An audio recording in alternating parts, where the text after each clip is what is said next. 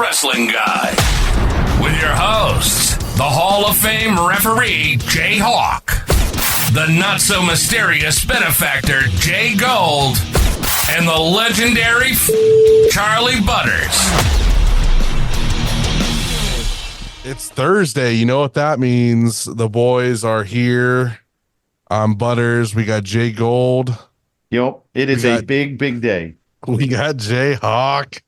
It is a great day. It's gonna be fucking great. It is a big fucking day. I hope everybody understands for us. This is a very big day for us. We are very excited. And I hope that everyone enjoys what we are going to put out. I am so excited for Nathan Zegura Day on the IW Guide podcast. Jgold was so excited that he forgot that he had two other co-hosts to talk with and just talked his ear off for an hour. It was amazing. I just sat there in awe and listened. Listen, we had you in the satellite studio and we wanted to make sure that we had the regular studio sound and we had JHawk and I think and this everyone is going to listen, but I do think that JHawk is IW Guide's 2024 Respectful Hog winner from Nathan Zegura. So that is just what I am just saying. I think that Nathan Zegura is a monster fan of JHawk. So we're going to have the Nathan Zegura Award on the Hogs this year. Right. And I think I really do. I mean, I've never felt so small in my whole life. He was just like, just loves JHawk.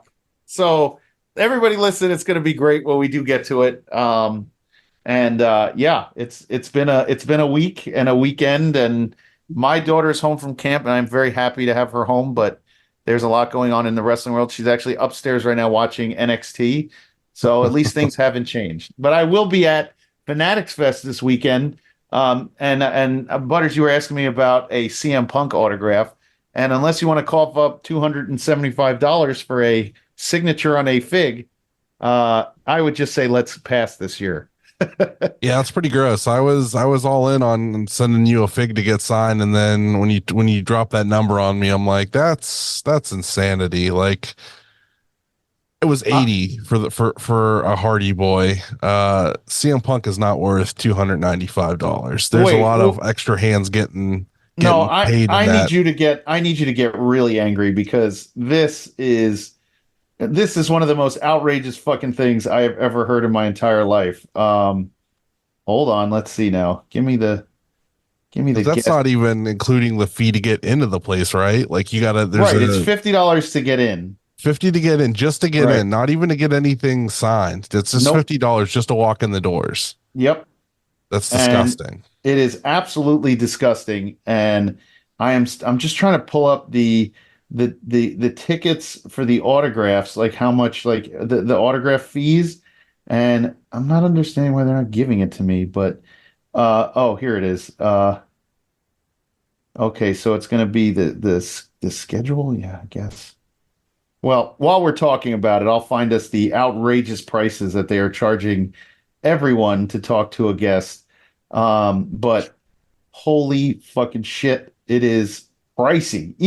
So here's for Bailey alone, $85 for a photo shoot, for a photo op, and that's one PDF. Artwork or lithograph, $215. An autograph, not included, is the item, $85. Okay, a premium autograph, whatever the fuck that is, $107 for Bailey. So that probably premium includes like belts and like figures and stuff. So it would be $107 to get a title belt or a figure signed by her. All right, I found it. CM Punk photo op. It's $140 with a $12 fee. So $152. Auto artwork or lithograph autograph, $270 with a $21 fee. An autograph that is not included with items. You cannot use, the only things you can give him is a flat, an oversized flat, or a rookie card, $155. At the table, if you bring to him a Funko, it's $185. If you bring one toy, it's $185. And if you have him sign a ticket, the ticket you bring with you, it's $185. I mean, are you kidding? Yeah, I love Punk, but there's no way I'm paying that much for an autograph. $280 for a fucking autograph on a piece of art that you bring? Well, I mean, I paid 180 for an autograph and multiple photos with the Hardys, and wait, I have the most outrageous. Ready? It was way worth it. Hulk Hogan. I gotta hear that. Big. Hulk Hogan's photo with a JPEG, and he's not sold out. He's the only wrestler that isn't. $230 for a photo. How much do you think the artwork or lithograph artwork signature is from Hulk Hogan? $350. $458. And after fees, that's a $33 fee on top of that. $485 for a signature on an artwork or lithograph. Bulky artwork, $350 for an autograph on a title belt. Matched used item autograph. If you have something matched used or if you buy from him, $478. And whatever a premium autograph is, $295.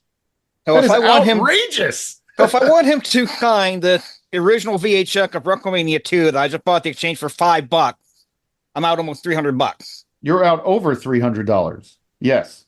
Yeah, I don't need that kind that bad. And I'll tell you what's funny. Hogan is the only one that isn't sold out. LA Knight is sold out, but Hulk Hogan is not. I mean, Hulk Hogan $300 for a fucking photo. Yeah, who wants a racist photo for $300? And I think maybe Rey Mysterio is a little bit more understanding because his photo op's only $90. Well, they also charge you every single. So I told you it's all a la carte, right? So it all says sold out on certain people. Jade Cargill is sold out except for the autograph. You can still get an autograph for $90. Everything else is sold out. $90. Unreal. Anyway, have to get for an the autograph right on person, a I kiss could card. maybe justify 90 for an autograph. Jade Cargill, it's too not new even, in my opinion for that. But it's kind not of even price. like a meet. Like you can meet Kenta for $40 for the combo. You meet to get an autograph from Jade Cargill is $90.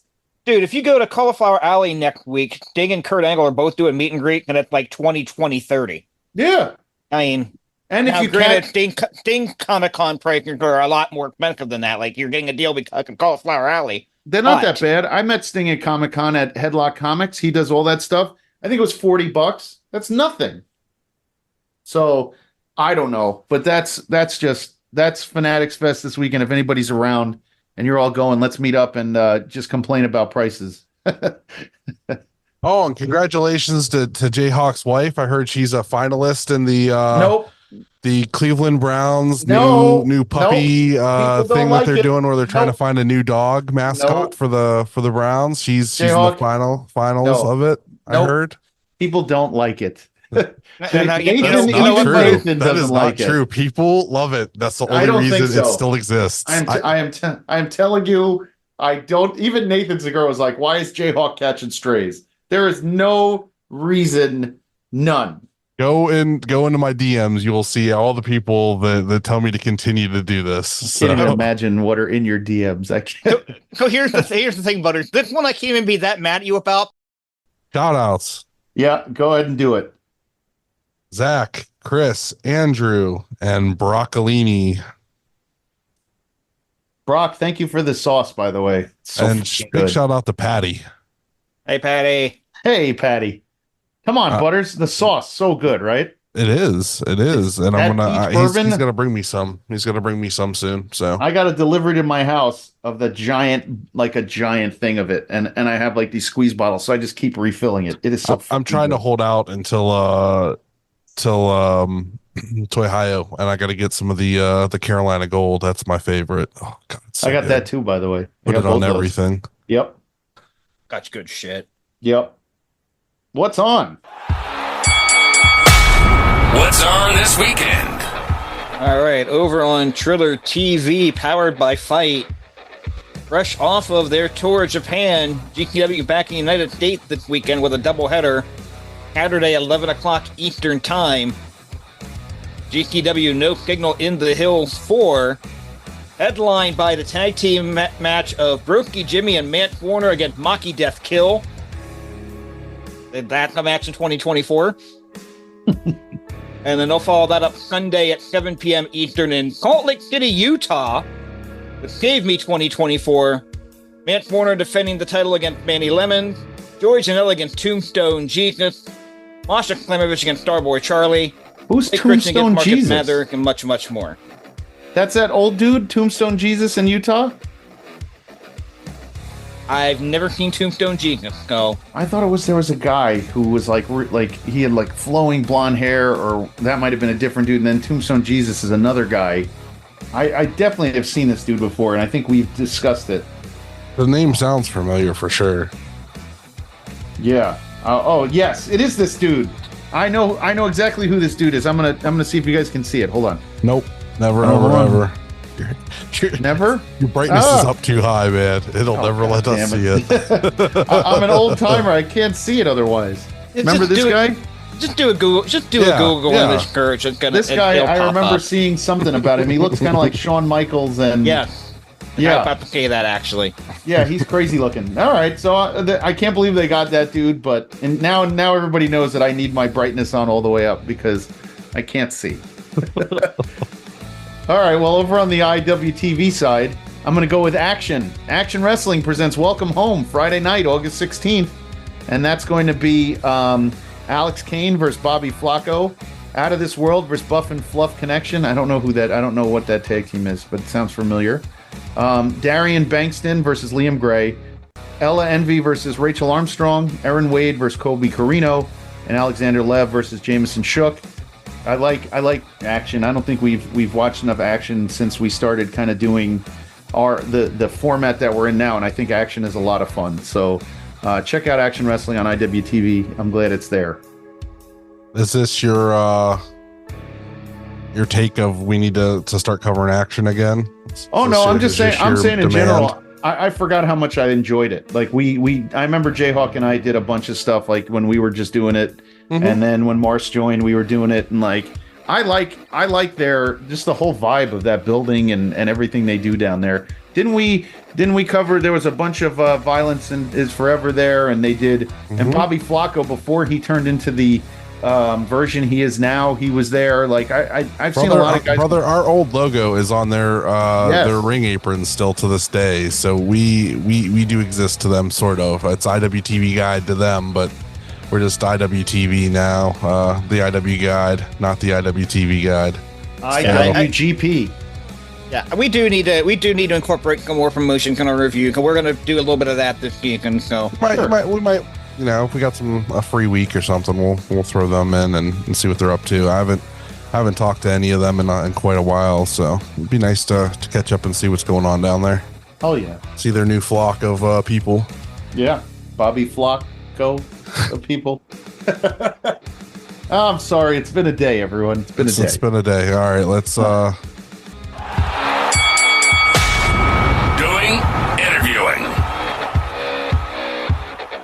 This week we have with us a commentator for the Cleveland Browns, a commentator for AIW, and the man that is undefeated at Absolution, 1-0, the one and only Nathan Zegura.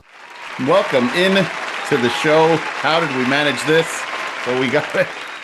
I'm still shaking my head. I'm thrilled to be with you guys. I listened, it's been fun for me since I kind of like started getting into the ring, and it's not like the big websites are covering AIW, so it was cool to actually hear what you guys thought in real time, of Gauntlet, and then obviously Shook Ones when I ate the guitar from Jeff Jarrett, and then I was pumped to hear what you guys thought of Absolution, and enjoyed listening to that the other day. Yeah, we'll definitely get into that more. I think that's going to be kind of the grand finale to find out there. I wanted to start off with you because I met you a while back we met at Dive Bar. It was after one of the Odeon shows, and you started coming around and really stabilizing the commentary booth. So one of my big questions, and I like to ask some of the kids that we have on, but for you, because you were so into it, because you had such a passion, give us like where did the wrestling world start for you? So like, I would say, the 80s, my dad took me to WrestleMania 1. Where did it start for you? Yeah, definitely in the 80s. I was born in 78. So I remember having, watch parties on our block I had a buddy, Roberto Float, whose mom would always get all the pay-per-views. And so I remember watching like WrestleMania 4, 5, 6 there. And so, yeah, I was a young Hulkamaniac, but it was funny when I was, really kind of getting into it. The people that I loved were like Rick Rude, Mr. Perfect, the Macho Man, loved him. So I did like Hulk and everything, but I was really much more of like a Rick Rude. I love Ravishing Rick Rude. In fact, I got married wearing some Rick Rude socks, and we played that music for the garter removal, which was a big hit. I cut a little promo on the Paradise Valley Piss Ants, and then went and removed. So that's when I'd say it started for me. And, I kind of got away from it a little bit in the, that next era before the Attitude Era, when it, even though it was great people, then I just kind of fell out of it at that point. And then when I was in high school, end of high school into college, I was all in, Monday Night Wars, all of it at our, fraternity house. Every Monday was a scene, like everybody was around. We'd have parties to watch everything, every pay-per-view. I went to a ton of shows. Obviously I went to school in Atlanta, so I went to a ton of shows. I was seeing a show, the Georgia Dome at Phillips Arena, is what it used to be called. We went to it all back then. I was into all of it. We went to the King of the Ring, where they moved the briefcase, and they never really came back and said who did that, in Greensboro, North Carolina. I went to shows in Charlotte, so I would go all around, and I loved it. I loved The Rock. The Rock was 100% my guy. The Rock, love The Rock, and so I love NWO. I love Razor, and love The Rock. So it's been kind of like lifelong. I went to the first WrestleMania I ever went to was WrestleMania 19 in Seattle. Okay. That's a good one to go to. Yeah, it was great. Yeah. I'm just so mad I didn't go to WrestleMania 18, because my favorite match of all time. If I show somebody you're not a wrestling fan, show them Rock Hogan. Just the fact that a back rake could pop the crowd, to me, I loved everything about that match. So I went from 19, 20, basically 19 through. I've been to pretty much most of them since then. I've missed a couple, but not many. Did you have a parent who supported that, like, love of it? Because my dad supported it. No. Did you have nobody? Absolutely not. My dad's like, you're an idiot. But it did, once I was on my own, and my dad said that my dad's grandfather back in San Francisco used to like take him to see Haystacks Calhoun and people like old way back in the day. But my dad was never really, I would say, passionate about it. But for me, it was like a bunch of my friends. My best friend, who was my best man in my wedding, who actually came to the show from California. He and I didn't miss a pay-per-view. I had a great group of friends here in Cleveland, and we would watch for, when I was kind of much younger. Every Monday we got together, every pay-per-view we got together, and, would get in the basement and watch the show. So it's been pretty much steady for the last 30 years of my life, I would say. I've been dialed. So that's an interesting trajectory. It sounds a lot like me. You and I are basically the same age. So like thinking of the colleges, getting people involved, doing like these watch-alongs, and then SmackDown came in, and we would do the bars, to go to the bar after SmackDown. Yeah, that's right. So like, the Rock Show. So did you ever? I'm trying to figure out the timeline. So when you got into sports and broadcasting and such, did you say to yourself, it would be cool if I kind of was one day? Did you keep that in the back of your mind to get involved, or were you always like, that's a cool of course thing that I like, or give us how that happened? How did you end up at the Odeon that night? Okay, so I'll try to tell a long story as briefly as I can. But so I would go, and I don't know if you guys have ever watched WrestleMania. I'm sure you have. 25, 26, 27. I'm like front row on all those. I'm on opposite the hard cam wearing basketball jerseys. I had the orange LeBron jersey. And then when he left, I wore it with like crossed out the 23 in his name. So I was like front row for when Miz was in the main event. I was there for, I think, second row for Undertaker, Shawn Michaels at 25, and then front row for when they ran it back at 26. So I was around it a lot, and I had become, by the time we got to WrestleMania 27, I was really good friends with The Miz. And, I was in his wedding. He was in my wedding. Like, we've become really, really good friends. I was great friends with Cardona. And that was kind of like right when he was getting it going with the Z2 Z True Long Island Stories, right around WrestleMania 27. My buddy had a sign for him and ended up getting to be Broski of the Week at that WrestleMania, which was hilarious back then. So I knew a bunch of the guys.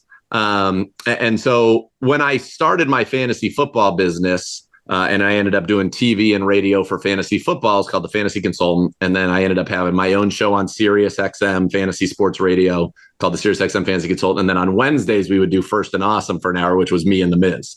And those were so fun. And, got to do that. I used to have Joe Hennig on, Mr. Perfect Son. He would come on and do like the perfect pick of the week. And so I had a lot of wrestling. All my ins and outs were all wrestling. I Tag Team Tuesday, and then my buddy Dave Richard from CBS would come on. So when I was doing all of that, and then I was doing TV nationally for CBS as well, and I'd work wrestling into everything that I said on there. I knew I wanted to try to get work for the WWE. That was kind of like my goal getting into media, was to call Raw, call WrestleManias.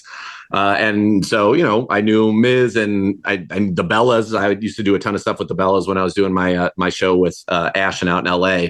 And so they all were like, this guy'd be great energy, big fan, like he'd be perfect for it. So they brought me in and I got to go up to Stanford and do kind of like an audition. And I think it went really, really well. And then the feedback I got was that I was too tall and too big to be a commentator and an interviewer, because, when we bill somebody is 7 foot and they're really 6'7", and I'm, 6'4.5", 220 pounds, that and we got a lot of guys that are billed as 6'2" or 5'10" tops. Yeah. So I got like one great quote where they were like, that Vince supposedly said, "God damn it, I wish I could cut him off at the knees," or something like that. So that was it. And then, there have been times when I've still talked about him, Mike still tells me all the time, he's like, you should do this. He's like, but you won't, and I got a great gig now. I never thought I'd be calling NFL games, which is a dream come true. But yeah, there's a part of me that obviously always wanted to do that. And so getting involved with AIW gave me that opportunity to do it. The first match I called was actually at the Odeon. It was Josh Bishop against Brian Myers. And like, I love Bishop. It was so cool that he was on my squad at Absolution. He is, I think, should be wrestling on national TV. I love the look. I can't believe like the WWE hasn't brought him in as we found Sid Justice's son and he could have a ready-made gimmick and go. But so that was the first one I got to do. And I'd been hanging around and I'd kind of asked Thorne, I'm like, hey man, you mind if I like hop up there? And I did it. And Wadsworth and I had a great time and immediate chemistry. He is phenomenal and great to work with. And so I did that first match and I was totally hooked. I'm like, I got to do more of this. So then it got to the point where I was doing whole shows, and I remember the first one I came to, I'm real diligent in my preparation. So I had like a binder. Every match I had probably a sheet or 2 sheets of facts about each wrestler. And I treated it, seriously, because that's the kind of way I like the presentation, that wins and losses actually matter. So I'd talk about, kind of their streaks and find out anything I could about them, what they've done around the world. And Wadsworth loved that. And he's like, oh man, I'm going to start stepping up my stuff and my prep. And so we just started ripping it and I love it. And it's real cool that the Browns let me do it, because I had to go ask them, look, I'd love to do this with this local company. Like, do you guys mind? And this is like right when they're making me go up into the booth, you know what I mean? And so they could have been like, yeah, no. So for a while I thought I was going to maybe do a Mr. America thing. I'd actually bought a Cleveland Browns luchador mask and then I was going to go like still do commentary, but it wasn't going to be me. Right. I mean, it's not this. I'm not Nathan Zegura, Very cool thing. Rick Rude did that actually in ECW. And that's great. I love that. Yeah. So I thought, and they were like, "No, we're cool with it. Like, you can just go be you." So yeah, I had a blast with it, and I love doing it. And my commentary style. And Thorne actually gave me a really nice comment. He said, "You kind of changed the way that I looked at certain people in the company, because my commentary style is not heel or face. It's like, do I think these people are good? Yeah. Or do I not? And if I think they're good, I'm going to put them over huge. I don't care if they're faces, heels. I don't care if I'm supposed to be putting them over. I'm like, I saw Eric Taylor. I thought Eric Taylor was a star immediately. Yep. I was like, this guy is going to be a star and he just needs those opportunities. And I think, in many ways he's proven that he is. And I think for those people, kind of like when, Randy Orton had to get in there with Mick Foley and do the thumbtacks there. And then they're like, okay, he's like not only is he, a good looking guy, not only is he a good promo, not only can he work, but okay, he's tough, right? Like he's willing to go through it. And I thought he absolutely proved that he is that guy at Absolution once Justice is in the match, and basically it turned into a showcase of him and Justice just giving him the business, and he took it all like a champ. To me, he's a future world title guy. I love Bishop, love Justice. I thought I was captivated by Justice. I mean, I loved RV, I loved ECW, loved RVD, loved Sabu. And, to me, when Matt Justice's name is on, one of our cards, I get pumped because I know I'm going to see something awesome, and he's going to bring it. He has no regard for his body at all. I mean, I remember doing the match that was Justice, Bishop, and Joey Janela in a three-way. They didn't even cover each other for 25 minutes. And there were 1,000 insane spots. I'm like, what's it going to actually take to end this match, But yeah, so I'm kind of rambling, but I love it, and I've had, PME, I thought Money Shot was very, very good. The Duke is entertaining in his role, and I love giving Wadsworth crap and supporting the Duke. Well, he was provoked, and Wadsworth. That's the only time he really gets pissed at me is when I start going pro Duke on him. He's been aggrieved. That's a very wrestling fan, but also understands the business type of response to the Duke. It sounds very 1980s. Bobby Heenan making excuses for the totally. bad guy. And that's really the only time that I do that is for the Duke, because the truth is, in a lot of his matches, he is out there and somebody will fly over the top and hit him, or somebody will actually hit him before he actually really does anything. And so that's when I always give Wadsworth. I'm like, well, how do you know he would have gotten involved if you weren't provoked, Wadsworth? You can't say that. You don't have, you don't have a crystal ball. I was like, he's just out here supporting his guy. Well, you mentioned a lot of names and a lot of guys. It sounds like you've done your homework on those. So did you, we all kind of, from 2000 to like 2008, 9, the world of the message boards opened up, and the indies, you had Ring of Honor, you had CZW. Were you one of those guys too? Or were you because now you're in the indies. So do you watch them, or do you keep up with the indies, or no? So I would say that back then, I mean, between WWE, and I thought that was a great era when you're having One Night Stand and all of that. I loved that era. I am still to this day so sad that RVD got pulled over on that freeway, and that derailed what I think would have been such an awesome run. I love RVD. I've gotten to meet him a bunch of times. Could not be a cooler dude. And his style, obviously I love Jeff Hardy too, but guys with that kind of a style where you're like, I know I can't do that. You have a lot of respect for the way that they conduct themselves. So I never really was a big indie guy, to be honest with you. And then I went to, and what got me into AIW, honestly, the first AIW show I went to, and it's a roundabout way of talking about how when I started actually watching more independent wrestling, was through Cardona. We're really good friends. We talk all the time. And he was the AIW champ. And so I went to, I think it was a Hell on Earth, at Force one year, and the main event was, I want to say it was him against, it was a tag match, but I don't remember if he was with Myers or not, and they fought Josh Bishop and Wes Barkley, the Rip City, and then I think Prohibition came back, and maybe it was like a 6-man tag at that one. Anyway, that was my first AIW show, and I had a blast, and I'm out there with George Mazan and like having the time of our lives, and we're just chopping people and whatnot. But then what really got me into, so that hooked me, obviously AIW. But what hooked me, and it goes back to Cardona again, I could not watch Cardona Nick Gage. And I mean, I was that day, you can become friends with these guys and what they're putting their bodies through. And boy, I know it even more now after going through what I did. But I was like worried about him. I'm like, you're going in there with a guy who's been a criminal, who's not afraid to do whatever. That crowd wanted him dead. I mean, I watched the pre-show. I'm like, they're basically like saying this guy had to get murdered right now. Everybody's going to love it. I'm like, holy shit. So I remember I was actually texting Chelsea during the show, and we were kind of the same mind, like very nervous, very terrified. But that match, the reaction he got, all of it felt so ECW to me. Yeah. And that really kind of catapulted his kind of indie career. And it really put GCW on them. I mean, GCW, it is indie, but GCW they tour, and it's kind of like a national promotion now. And they get, big names, big Matt Hardy's going in there to wrestle Broski at their homecoming. I think it's Nick Gage and Matt Hardy against Broski and Broski Jimmy Lloyd.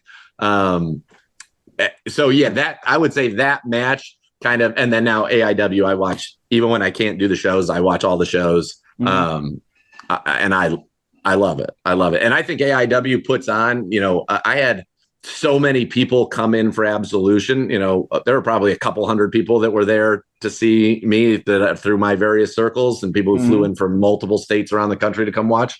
And they were all like, dude, this was legit. And I mean, a lot of them are wrestling fans, guys I've been to Manias with, guys I've gone to Raws with, and things like that. And they were blown away by how legit AIW was. Look, Nathan, I mean, like you say that, and we know, like we talk about it. I drive in from Long Island to go, we come in 5-6 times a year to see shows. I mean, AIW, my brother got me hooked into it, and he's like, you got to watch these guys. There's something going on that's not the same here.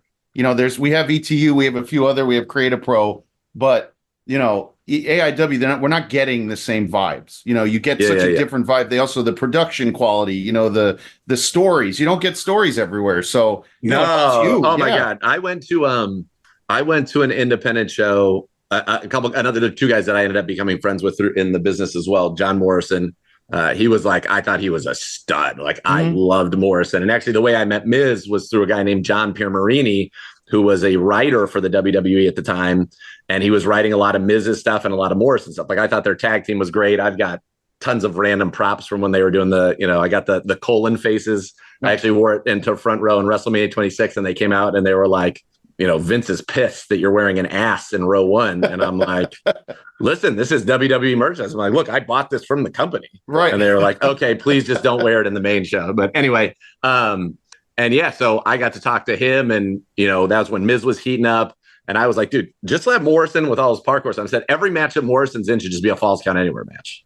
I said just do that and see what happens. And then I don't know if you remember, but right after New Year's, they had Miz and Morrison for the title had a Falls Count Anywhere that was awesome, and I loved it. So and then I also ended up meeting Matt Morgan, and so Matt Morgan, I was in New York for TV for CBS, and on a Saturday night there was an indie show that the Young Bucks were on it. Oh, was that Family Wrestling Entertainment, FWE? Because I was at the same show in Queens. It was in Queens. Yeah. I was at the same show. Yep. Okay. Yeah. Yep. So I went to that show and kind of hung out with them, and I was like, it felt like an independent show. Like the backstage area was not a backstage. It felt very much like an independent show. So when I went to the first one, even at the Odeon, I'm like, dude, this is great. I mean, this is awesome. And then when you talk about running, Temple Live, and I guess it's not happening going forward, or I heard you guys talking about that. You guys know more than me. But like, that's such a sweet venue. I'm still pissed that we didn't get over 1,000 for Abso. Like we absolutely should have. I just think summer's such a tough draw in Cleveland when the sun's finally out for people to want to go inside. Like if that show was in February or March with all that was going, I think it would have been packed to the gills. It looked great anyway. What'd you have? It looked great. 850, 860. That's still a lot of people for an independent. I know. Show. I wanted 1,000, man. I was working my ass off trying to sell that. I was working my ass off. Well, before I toss to JHawk, unless JHawk, you have the questions about getting into Abso. I want to get into that, but JHawk, you want to lead the way on that? Yeah. Well, before I get into that, I'm actually because I've actually dabbled in commentary myself, even though I primarily referee. A lot of people think it's just, well, here's what's going on, talk about it, and it's a lot more complicated than that. I know your preparation. Talk about preparing to do commentary on one of these shows. What exactly are you doing to try to get ready for them? Yeah, so I'll take like the whole card, and sometimes I would do every match, and then sometimes I would do some. When Dustin was kind of wanting to do more of it, so he'd be like, "Hey, can I do these matches on the show?" And I'd be like, "Yeah, sure, whatever." So I would take that match. I'd go to like cagematch.net, and I would go through everything on the person, where they've ever held titles. Are they currently champions anywhere? What have they done in AIW? I'd go through all their AIW. So they've lost 6 in a row in AIW. They've won 5 in a row. Broner hasn't lost a singles match, or for a while had not, in a calendar year, and beat was 11-0, 12, whatever it is. So I go through and try to get all those kind of facts, learn about their moves. I'll try to watch, if it's somebody that I've never seen before, I'll try to go at YouTube a highlight clip, so then you kind of see what their moves are and what they call them. All the guys that I become, like Dillinger, I love Dillinger. Well, the guys that I become friends with the company, I would just text and be like, okay, what do you want this move called? What do you want me to cut? What are you, for your character, what are you trying to get over in this match? Like, what do you want? When Dillinger was saying, he's going to go for the intensity, he wanted the summer of Dillinger. So that was a thing I started doing on commentary. And so, it's a lot of that. And then, Wadsworth and I'll usually kind of get together and just kind of briefly talk about it. But for the most part, me and him, and I mean, this is a great compliment to him. Working with Wadsworth in the wrestling world is as easy for me in terms of knowing what he's going to say, knowing how to react, knowing how to put together as it is working with Jim Donovan, who is the greatest play-by-play guy, in my opinion, in the league. But it probably, so I'll come in, it probably for a show probably takes, 4 to 6 hours just to go through everything and get it all laid out the way that I want it to be, because I want somebody who's listening, and I've gotten some people who are bigger wrestling pundits actually have heard some of the stuff I've done on AIW and gave it, some very nice props about, that it added some legitimacy to the thing. And, I know Tom Lawler gave me a really nice comment. He's like, dude, you get it and call this and make us all seem, bigger stars, and love. That was, to me, meant a lot coming from him. So that's what I try to do. I mean, I'm there. I think of it as, I'm there to try to help some people. I'm living out my dream, just calling matches, but I'm trying to help, guys make it and put them over as big as I can. If I think that they are worthy. And then, I sometimes have my initial snap judgments, and then other people win me over. Like I was big on, when Eric Taylor broke up from Mikey Montgomery, that, that was going to shoot ET to the moon. And I didn't know what was going to happen with Mikey Montgomery, but dude, what a year he's had, and he's completely won me over. And I said so much on commentary. So but it's a lot of preparation, knowing the guys. And then I need to know kind of storyline wise, what's going on. If I haven't been on a couple shows, I want to know, like, okay, why are these things happening? And what, you can only read the results. It just says somebody defeated, but was it clean? Was it not? And I'll make sure I watch the show, watch the finishes for sure. So I know, what's going on. Are you told anything ahead of time as to what's going to happen? In terms of who's going to win? Just in general. I mean, who's going to win, or you keyed into? And when does Thorne give you anything? Okay, I want to make sure this point gets over. Anything like that? I think maybe once he said, "I want this to get over," but they know, like, in a way, it's been very good, because I think kind of some of the things that I've felt about certain people have then manifested themselves in the storyline. So it's very easy for me to be putting over the right things because it's the same. You know what I mean? I do know usually, I think everybody listening to this podcast kind of knows the deal, but I have an idea of what outcomes will be. I don't know how, though. So I don't know, when we're calling it, I have no idea when the finish or why the finish is going to happen, if that makes sense. So that's genuine, the reaction then. So you're going in there and you're like, okay, I see this on the run sheet, but my reactions are completely genuine because you don't know how it gets there. Correct. Right. Yeah. Yeah. All I know is names and, maybe some times, and that's it. And well, I asked that question because I remember Jerry Lawler telling a story at Cauliflower Alley one year. He's working with Michael Cole on Raw during the Attitude Era with the whole Ministry of Darkness thing. And they had somebody like laid out on a table and they put levitate him off the table or whatever, made a big deal in production meeting about it. And then for whatever reason, the guy doesn't levitate. And Cole knows he's supposed to levitate, but he's trying to call it like that. And you hear Vince from the head going, "Damn it, Cole, we changed that." Well, maybe you don't tell him ahead of time if you. Yeah. No, you don't tell him you changed it, but.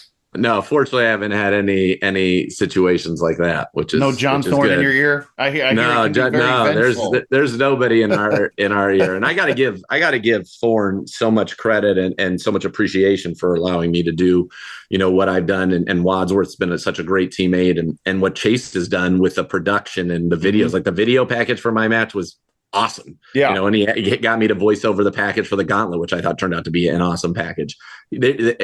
Walking up, doing a walk up. I mean, it was ridiculous. It was hilarious. So it's so cool. They did do such a good job of making it seem legit, and anything that I can do to, further with my role and my love of wrestling and my love of AIW. I mean, I love AIW. I was at SummerSlam and we had, some nice seats, and I spent probably half of that time up in AIW's box with them because I just love being around those guys. I have a great time with those guys. Yeah. I'm a huge, I said PME already, but huge Papa Pepperoni guy. I mean, how can you not like Papa Pepperoni? And he's a tremendous dude, Dom, just getting to hang out with Dom, and Dom's so legit.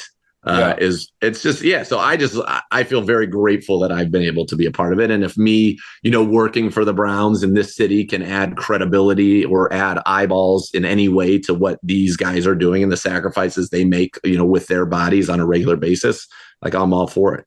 That's what I hope. And that's what it's all about. I mean, everybody there is trying to make it. And so, you want to help them make it if you can at all. Right, now, I don't want to peel the curtain too far back as far as your training, getting in ready for the match at Appaloosa, but you can walk us through a little bit of it. Yeah. I mean, I spent every week I was in there a couple times a week, and I'm still I'm a 46-year-old man. You know what I mean? I don't think a lot of people, I've had a very strange, unique, and very blessed life in terms of a lot of my first. The first football game I ever called at any level was Browns Vikings in London, England, in a regular season NFL game. First football game I ever called at any level. First TV football game I ever called was just this past Saturday, and I got to do it, with the Browns in the preseason. The first wrestling match I was ever in was with Jeff Jarrett. Are you kidding me? The guy Ric Flair wrestled Jeff Jarrett in his last ever match. And I wrestled Jeff Jarrett in my first ever match, and probably also. How did that come to How did that come to be when you said so? Forget Gauntlet, even before Gauntlet, you guys. There's something animosity brewing. You and members only. Things are happening as you're calling their matches, whatever. But we're getting to Gauntlet. That surprise itself. Where did this all start? Where you're like, I want to get in there. When did I want to get in there? That itch start to get you? Oh, I mean, I had it from the second, I mean? Yeah, but you said you're 46-year-old man now, like me. I'm not going. Yeah, I really should get in there. I try to keep myself in decent shape in case you ever like Dennis Stamp. I'm bouncing around on trampolines, in case I get booked. You know what I'm saying? So so the Gauntlet before Thorne was it'd probably be pretty cool if you were ever a surprise entrant or whatever. And I'm like, dude, yeah, I'm in. I'm in. So then this year when it came up, I was like, I'm in. And, so with members only, and this thing obviously evolved greatly and turned out to be a literal dream. Yeah.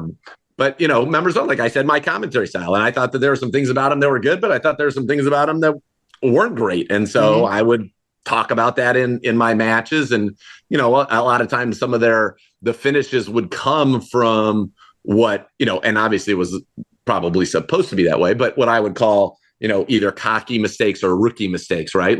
You hit your finisher and then you try to cover them right next to the ropes and hook the inside leg, not the outside leg. Then all of a sudden, PME's got a foot on the rope and then they get, things like that. And so we would kind of go back and forth. And for whatever reason, I must have said something at some point that they did not truly did not like. And there would always be kind of weird backstage. I mean, Butters, I'm sure you've seen at some point some of our interactions, and for a while there, I was like, these guys are kind of dicks.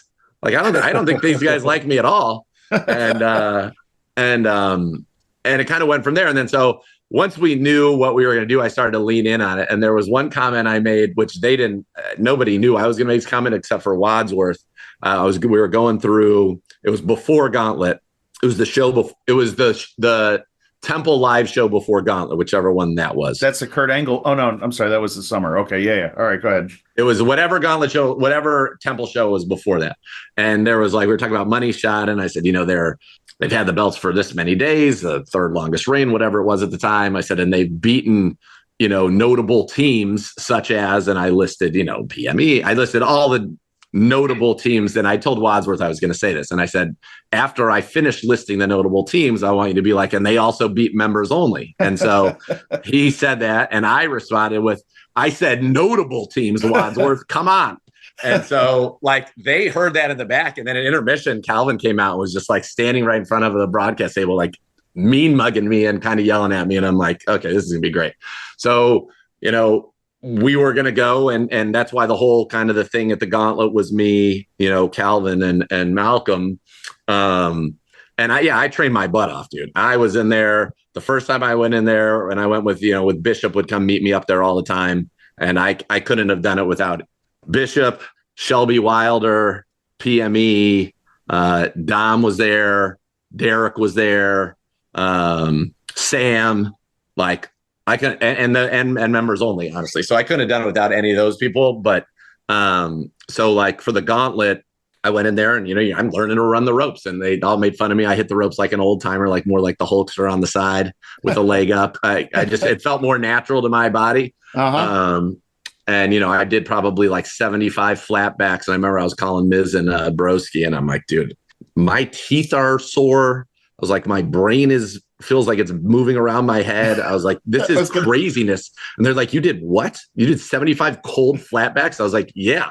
And by the way, I'm like my whole life, my body has been trained if I'm falling to brace myself and try to not fall. Yeah. And in this, you have to somehow trick your brain to be like, no, I need to fall flat and I need to fall. Otherwise, it hurts even more. And tuck your chin so you don't smash your head against the I was going to ask you what you thought of that first bump. Did that rattle you completely, the first one? Like in the match? No, the first one you ever took. Yeah, when you were training. Did you just go, what I've gone on the record on, like, I'm like, folks, go into your living room and on your carpet, throw yourself on your back as hard as you can. And tell me how that feels, because that's pretty close to the ring is not soft. Yeah. There's nothing soft about it. It's not even like we're using modern padding. Like, it's a styrofoam pad from part of the 1950s, and then it's wood and steel. Like, it is not a trampoline. I'll take it's not a trampoline. If it has a trampoline effect, that means the force that was put on that ring was tremendous. Right. And probably did not feel great for the people involved. No, so I have dude, bruised everywhere. I kind of was like, oh my God, like I was like, I don't know if I can do this. You know what I mean? Right. And then I kept going. And every time that I got in the ring, it started to feel more and more natural, and then I got graduated to kind of like taking punches and giving punches and really just kind of feeling my way around and, shoulder tackles, keeping it, kind of simple early.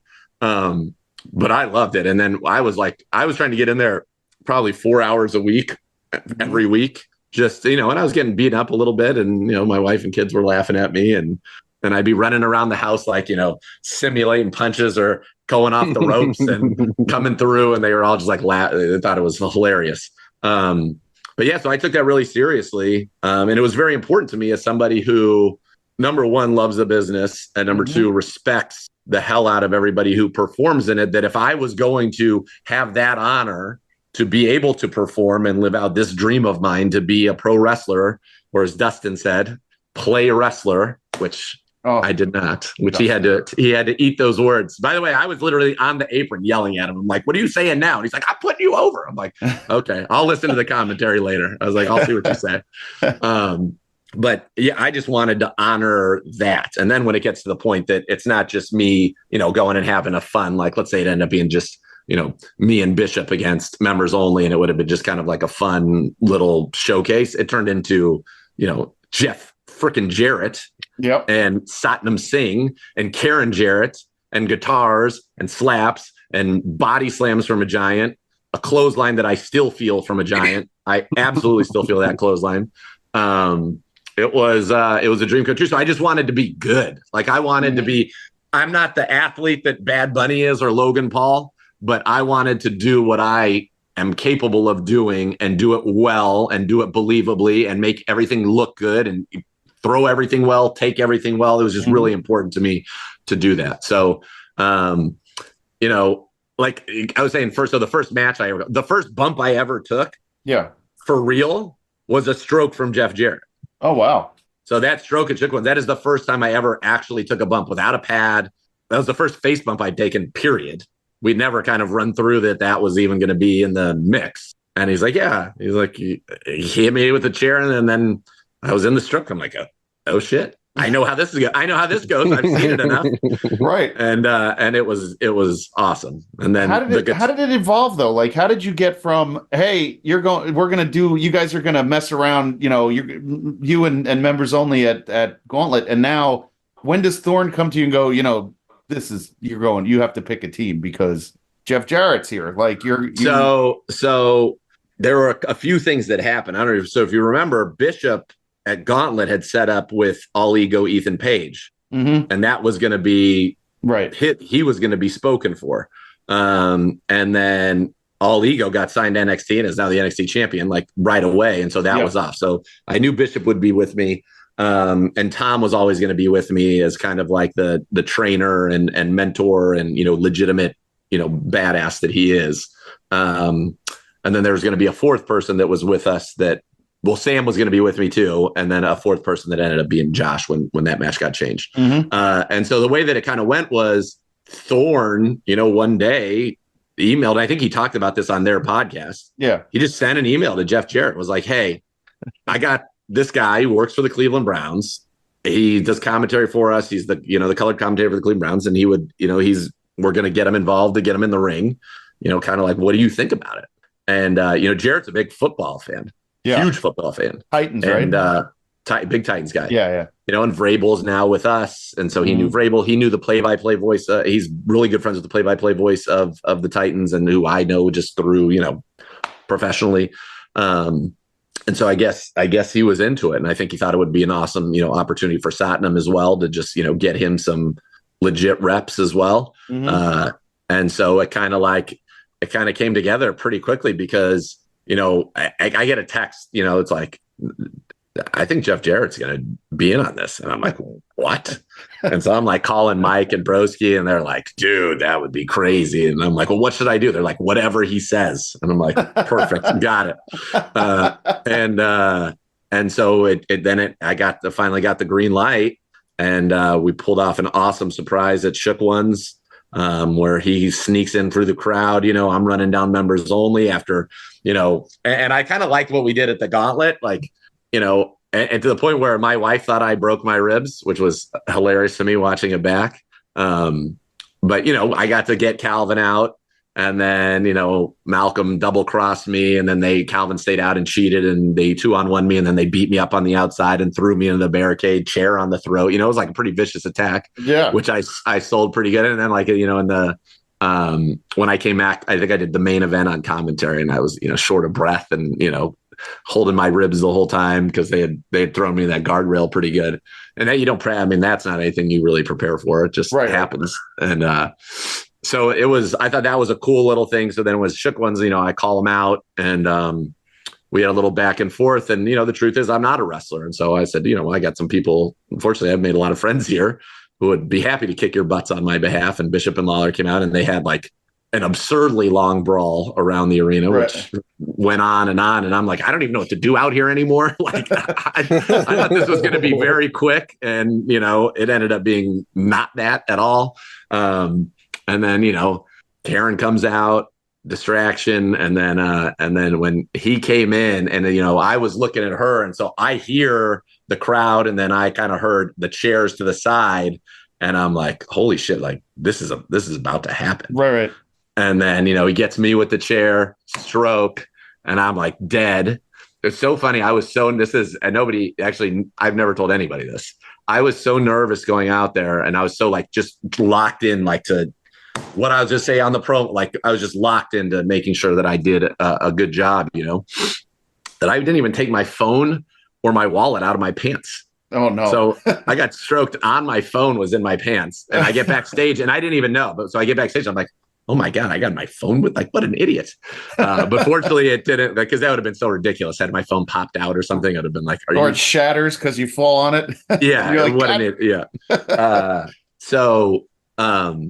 Yeah. And then, then they pick me up, and it's funny. I've been at a lot of big matches and big moments. And, I'll never forget, I was at WrestleMania 22, like the electricity you could feel in the crowd when they lit the table on fire before, Edge spears Mick Foley through the flaming table. And like, there's that buzz. And I remember when they picked me up, and it almost was kind of surreal when they picked me up for the guitar. I could kind of feel that energy. And I'm just like, holy shit, like this is going to happen. Like, here it comes. And, I had been told, it's a little stiff, brother. That was all I was told about what was about to happen. And dude, crushed me. And it was awesome. And it stayed around my head. Yeah. Like it was, I loved it. I was like dead. And then, got up and challenged them to the Muni Lot brawl. And then we were off, And I mean, the way you explain that is a very, it's coming from such a good spot. Like when you talk about it, it's interesting to hear somebody who was not in the business but loves the business talk about it, because that's exactly what I thought you were going to say, honestly, because it's perfect. That's exactly how it should have went down. What about? What do you mean by that? I'm curious. What do you mean by that? I hate, and this is just me watching for so long. I hate when you could call celebrities or people who are outside the business who go into the ring and don't perform or treat it half-assed. So to see somebody like you to go in there and not do that, like you were so pumped about it. When you do color, it brings legitimacy. People love it. You love it. To see somebody go in there and be like, yeah, you're going to give me this, the strokes happening, the guitars happening. There were no like, hey, that's not going to work for me type stuff. It just feels different. You just feel somebody like, oh, this person's all in. And you part of me wanted to like, part of me, number one, how freaking cool is it to be like, yeah, I've gotten guitared by Jeff Jarrett. Yes. Like, pretty cool. Now, my wife did not come to that show. She was too nervous about it. She was like, I can't be there. After I made her think that I was like dead after getting thrown in that rail, she's like, I can't be here. But I wanted to hush it, dog. I wanted to show them that like, I don't want any special treatment. I want to show that I can be tough and I'll eat that, and it happened so fast too. It was just like, I was up, I felt that buzz and I'm like, then I was on the ground. And I was cut like here, and on my lip from, I guess, the strings, I would guess. I always thought he took the strings off. He doesn't take the strings off? Oh, no. No. It was, it was pretty cool. It's in my basement, and I made a little area for my endeavor, and that guitar is in there, and that meant that's a very nice memento to have. So it was funny when I told them, afterwards I was going to keep it, and he was very kind, and not to get Jeff Jarrett's a tremendous human being. I'll just say that, like an awesome dude. And so I have that, and he wrote a nice little note on it. That's awesome. And Karen was like, the only people who have ever taken the guitar or like made a point to take the guitar were you and Cardona. And I'm like, of course he did. And of course I did. And we're very similar in that way. So I was like, yeah, for sure. Tell us about the gear you had made and who did it for you. Where did you get into that? Because it was pretty spot on. We were joking. Maybe it should have been the Browns colors. I'll address that. I heard that. Yeah, but I love the ZWO stuff, and it felt very natural, and it just that's been like, if you were somebody who's, followed me on Instagram or even on Twitter for at any point, like I think ZWO is in my Twitter bio and was for a decade. Like, way before this, that's just what I call my family. I've had shirts already. Yeah. We have pillows in our house say ZWO. Yeah. My kids all have ZWO. Like, that's weird. We're the ZWO. Like, that's just great. That's the family. So, that was easy. And so the way it came about was, I was talking with Broski, and I'm like, dude, I'm doing this. And I was like, I want it to look legit. I want real gear. Mm-hmm. And so he hooked me up with the guy who makes his gear and makes like AJ Styles' gear, which is probably why I think my hood may have been from the AJ Styles collection. It had a very strong AJ Styles feel to it. Look good though. You can wear that out, Oh baby. It's right now it's on like, I got like a little half mannequin almost to be able to put it on. So it's on that right now, but that will be worn again and again. Sure. So it's Global Wrestlewear is the name of the guy. And it is legit. So what he said to me was, it was really funny at first. He's like, if you were to make your guy in WWE 2K24, what would your gear be? And I'm like, well, that's easy. Here. And I just took a picture of it and sent it. I said, I've already done this. Oh.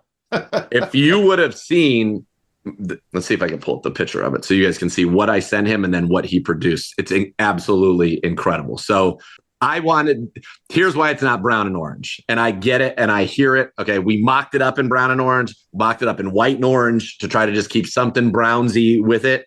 Come on. Like, I love Logan Paul and his gear. Like, it's unfortunately, it is not a great color scheme. It's not. The brown, and Miz has done some stuff in it, and he would say the same thing. It's a tough. You're doing it for that Browns, pop, but it's not going to be like your favorite gear, or as Cardone would say, toyetic. You know what I mean? Like Logan Paul in his black and yellow, even though that's Steelers, that gear looks a lot better than that brown and orange. Brown's a tough color. It is. It's fine. It's fine. We all know it's still a classic thing that the Browns have, but it's a little bit of a tough color. But so that being said, we mocked it up a bunch, and I couldn't do it. Like, I just was like, I'm doing this once. I want it to be exactly what I want it to be. Mm-hmm. And so that's what we ended up doing. So let me see if I can pull. So this is what I sent him. Oh, yeah. Yeah. Yep. Okay. Mm-hmm. And then from the back, this is all I sent this guy. I've never met him. All I did was send him this, and he gave me a list of a bunch of measurements, and I sent him those measurements, and then that's what he produced. Here's what it looked white and orange. It just. No, you're right. Okay. I see it. I can kind of. And the brown and orange was much, much worse than that. But so that's what I wanted to do. I love the Hulkster's pants at 18. That was kind of the idea, lightning, airbrush lightning on the side of the pants. That was kind of the idea there. And then I always liked the sleeveless hoodie look. So I went with that. I had one elbow pad that was razor, which he did that. He did. And he goes, are you going to get boots? And I'm like, I don't think I'm going to get nice wrestling boots for one time. And I don't even know if I'd feel comfortable in them, like working in them. Yeah. So he was like, we'll do ZWO kick pads. They'll be sweet. So he did the kick pads, and then I was able to, wear my Jordans underneath that. So that's how the outfit came to be. It was a lot more than my payday, that outfit. I'll tell you that much, but it was totally worth it and was awesome. And he does, Global WrestleWear it's incredible. Like, and even all the boys back there were like, dude, because I was like, that's stuff that's on WWE TV every week. I mean, that's the quality that the guy did. It was awesome. So before I pass over to Butters and for just a couple more, I just have one question for you. Your family was at the show. What kind of reception did you get? Like, your friends afterwards? How did it feel? Oh man, it was awesome. Like I said, I probably had a couple hundred people, and I had people flying from 5 states. I had all my family there. Every friend that was in Cleveland that was there, and I felt bad. You guys talked about it. In retrospect, I wish we had gone on last, because it made me sad that I knew how many people were there to watch me. And then when you looked around the crowd after my match, it was significantly smaller. And I felt, Broner and Chuck deserved to be in front of the full house. So I was a little bit, and I had no idea that's how it would play out, obviously. And I don't think Thorne did either, but yeah.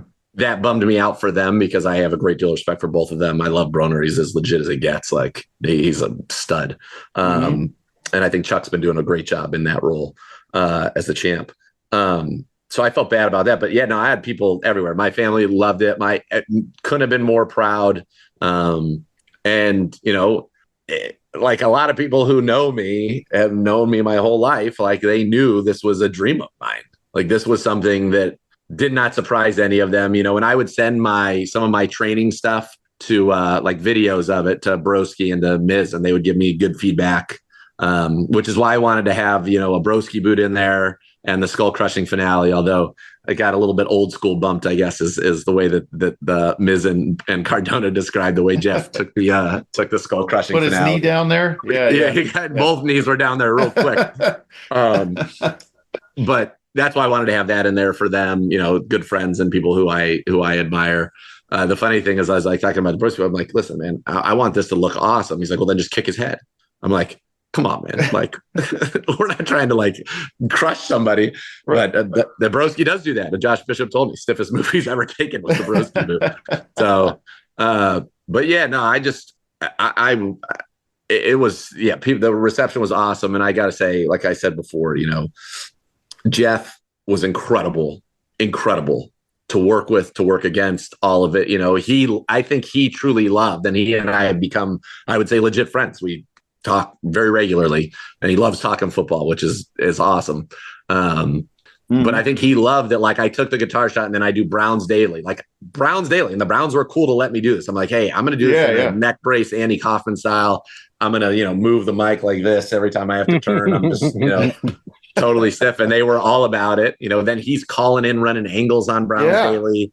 He's running down me, running down my, family. Yeah. Being like, you're the worst dad. You're a horrible husband. Like, what a disgrace and all this. It was running down the Browns.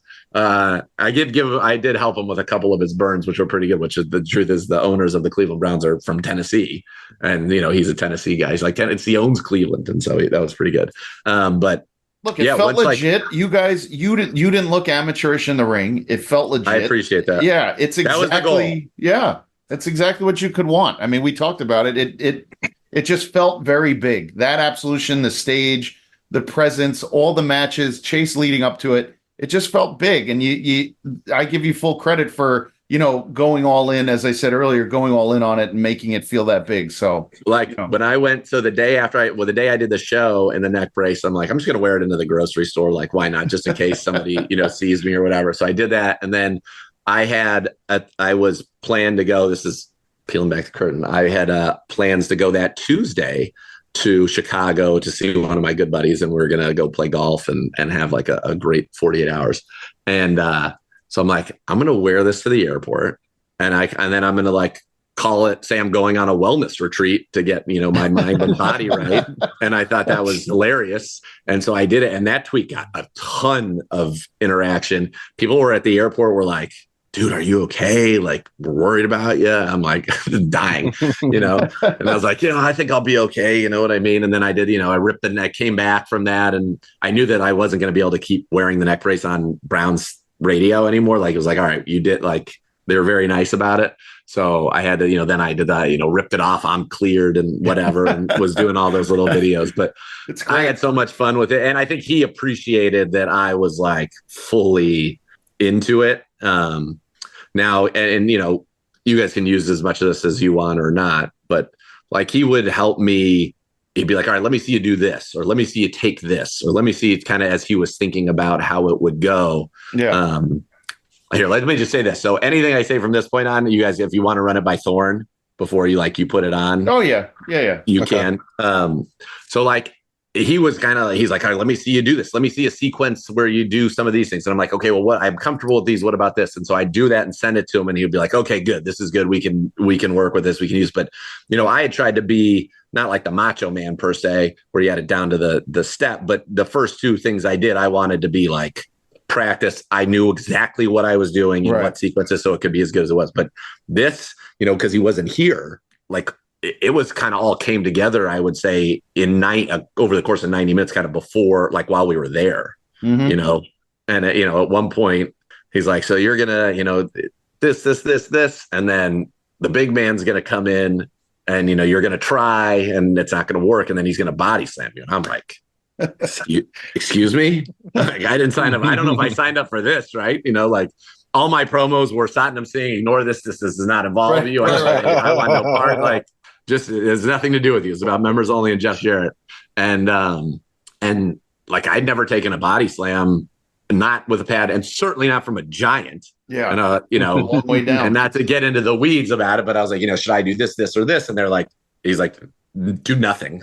Right. And I was like, I will take control completely, because he could do whatever he wants. He's 7'4", 420 pounds. Yeah. So like, I was like, basically, what I was really proud of is that I executed it all, and we got everything right the way we wanted it to be. And it was like, it just kind of come together, very quickly. But I really wanted it all to look legit. And I definitely busted my hand on the discus punch, because I felt bad. I actually hit Malcolm pretty good, and I felt pretty bad about that. And then he gave it back to me pretty good on a chop in the corner. Nice. But it was really cool. And like, this is another just kind of a little, like the Broski boot, when we knew we were going through and getting to that, he was actually ended up in the wrong corner.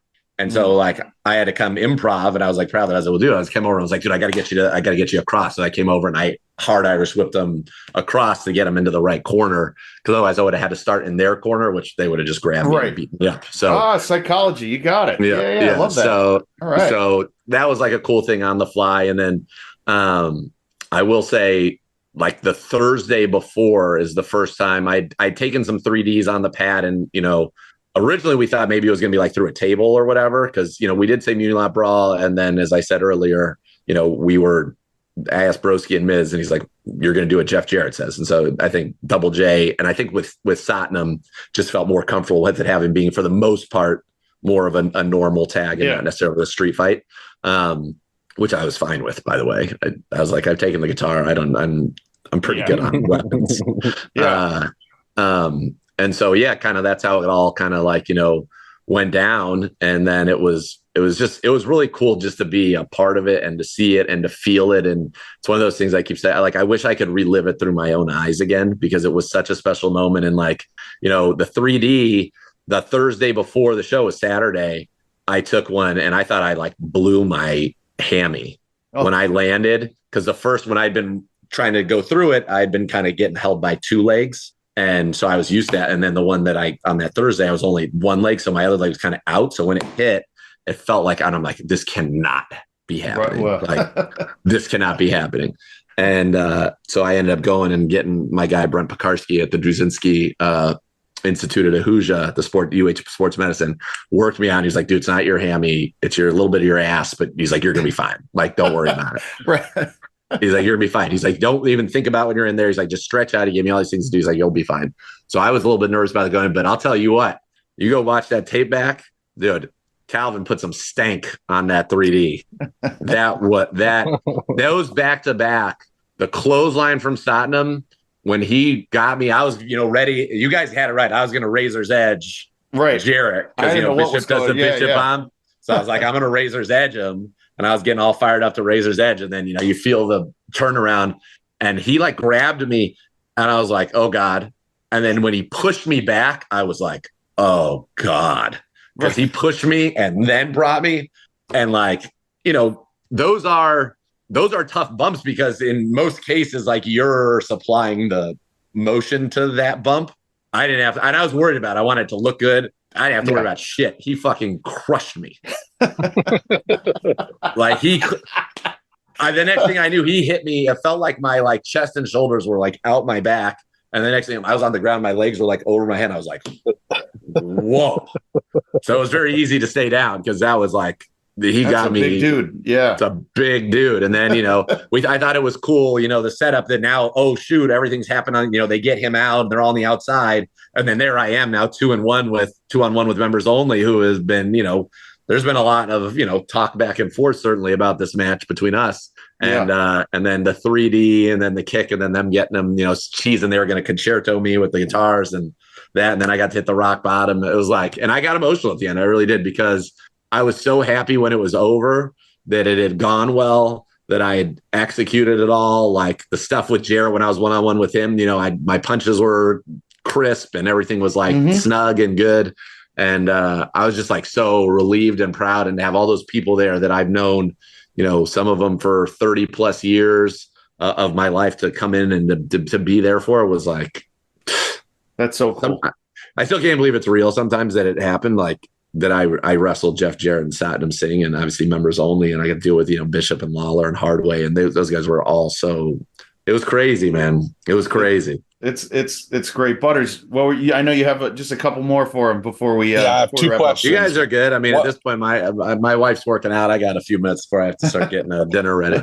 The first thing you did bring up was that you're friends with Broski, and he has quite a few toy lines right now. Do you think you're going to get a Bendy now? I mean, Mr. Miz got one. I think the only way that I would get one is, and I'm right now officially considering myself retired. I think like the day after, like I was feeling great at the old 86, man. I was having time of my life. That next day, it was hard for me to move. I was pretty beaten up, and I had a bruise that was basically my right half of my right pec shoulder through my bicep. It was black for 3 weeks.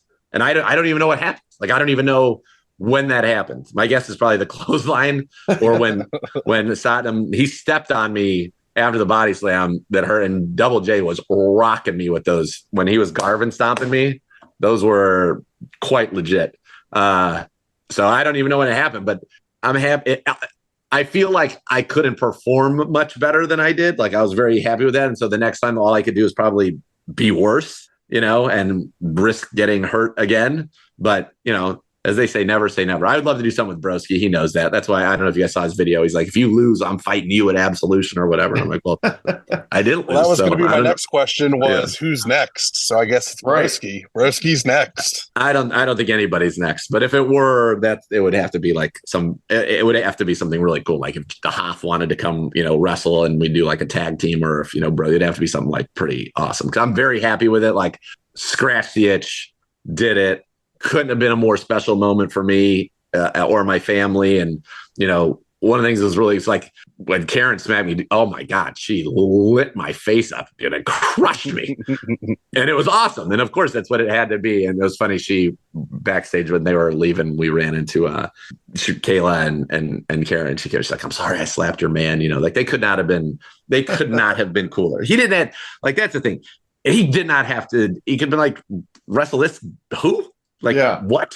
And he came in and gave me everything, let me hit him with some stuff. Like he could not have been cooler and really cared about, like we were out there, I think it was bell to bell, 22 minutes. And he cared about every detail and having it be awesome and letting, everybody have their moments. And it couldn't have been, it was amazing. How much more do you love wrestling now after that? How much, like, I love wrestling. I had Bill Alfonso sleep on my floor in Cleveland last weekend, SummerSlam, and I tell Fonzie all the time how much I love him and how much it makes me love wrestling even more. Stories make wrestling, right? How much more do you love it now? Like, you just have to live in it now. I mean, yeah, I've always loved it. Like I was as passionate a fan, I think, as there ever was. But like for me, when I came back to the back after the gauntlet, after Shook Ones, and then after this, and like the reactions that I received from the other wrestlers is what meant the most to me. Like they were, gave me total ovation after really kind of actually after all of them, but really after Absolution. And, I had so many guys, Broner, Dom, Derek, I mean, the guys I was with obviously, but come up and be like, it meant a lot to us how seriously you took it, like, and it's noted and appreciated and noticed, and like you went out there and you looked like you were a wrestler. And I was like, that's all that to me is the ultimate compliment. So I was very kind of like humbled by that. And I think I mentioned Shelby earlier, but Shelby helped me so much one day go through kind of like figuring out what I wanted my opening kind of sequence to be or whatever. And that dude's awesome. He is a bump machine. He's awesome. And that's fun watching him get to do his thing now with Peaches and everything that he's doing. So I'm happy for him. Yeah, he's a show favorite. We love Shelby. If anybody else has any other questions, I want to make sure we wrap up on a high note with Nathan, because this was awesome. And I am fascinated by this whole story, how it all came together. So one thing I just want to say to everybody who's listening is like, part of me thinks I should do one more match where I'm a heel and I just go out there and I'm like, all you sit here and talk about, wanting to be a wrestler and you're a bunch of bitches. I did it, like I did it and I beat Jeff Jarrett. Yeah. So, but really the reality, what I really want to say is anything is possible. Like if you believe in something and you're willing to work at it, and you're willing to, make the commitment to your body or make the commitment to training or making the commitment to whatever it is that you want to do. It doesn't have to be wrestling, I'm saying, but like, it's cool to know that, like I had a dream, I had a goal. I was given, thank you to John Thorne and Pedro. I haven't think Pedro, can't thank Pedro enough for a variety of reasons. The guy's awesome. Yeah.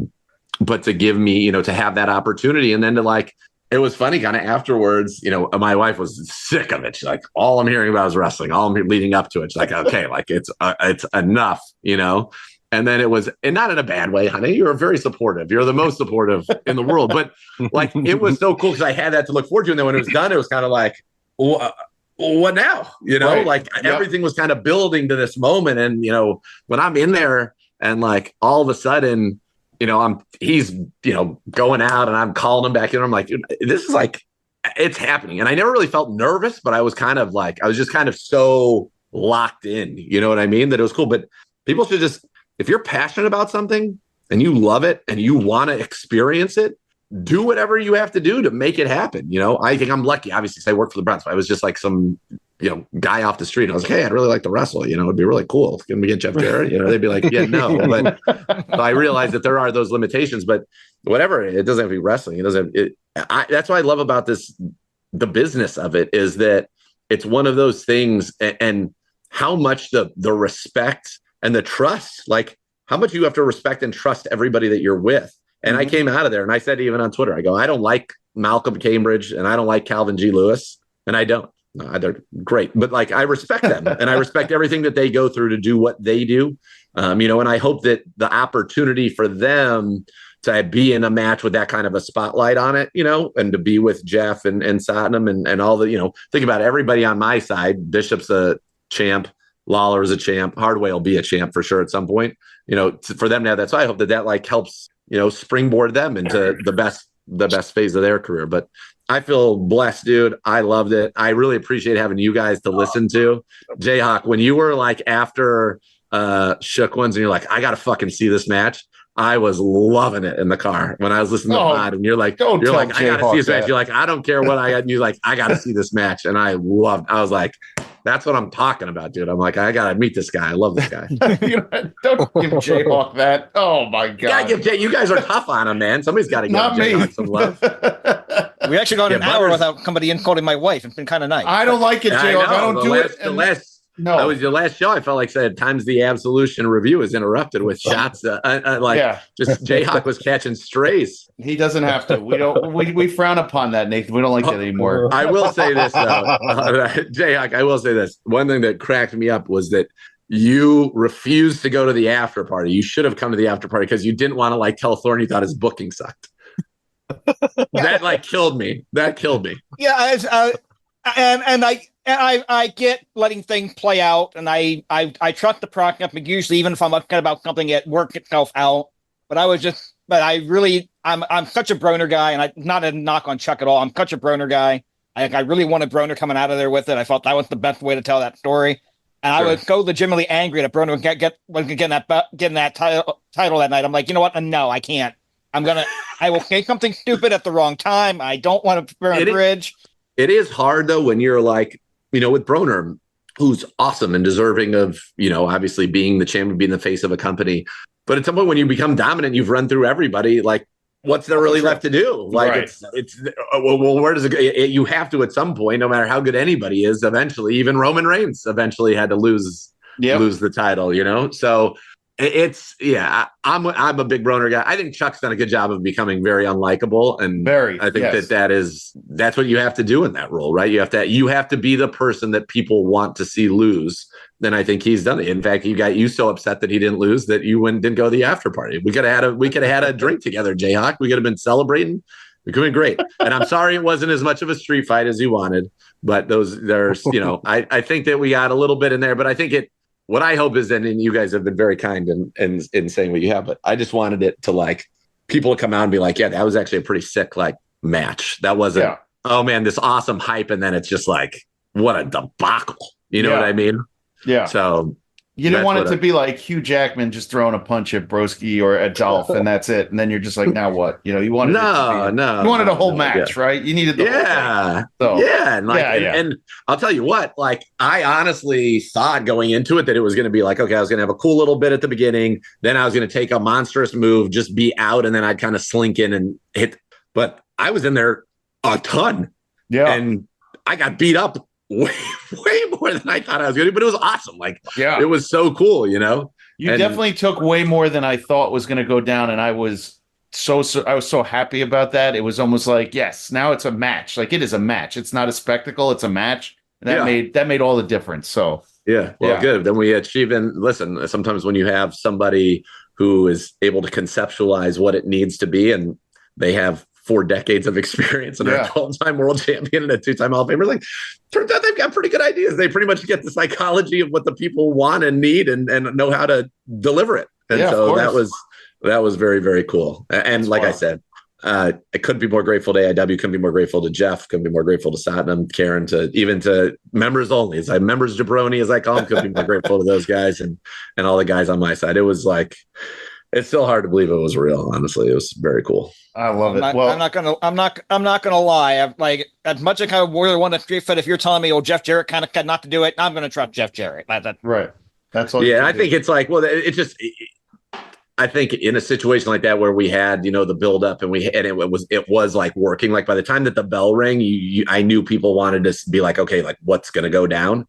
that I think there was so much more margin for error and for it to get sloppy and get like weird in that type of an environment. And I think this was like, we were able to tell like a pretty good story and have it be cohesive, clean, all of that in there. And, his best is like, I love when I got him when I finally got to hook him, I'm like, oh my God, this is really going to happen.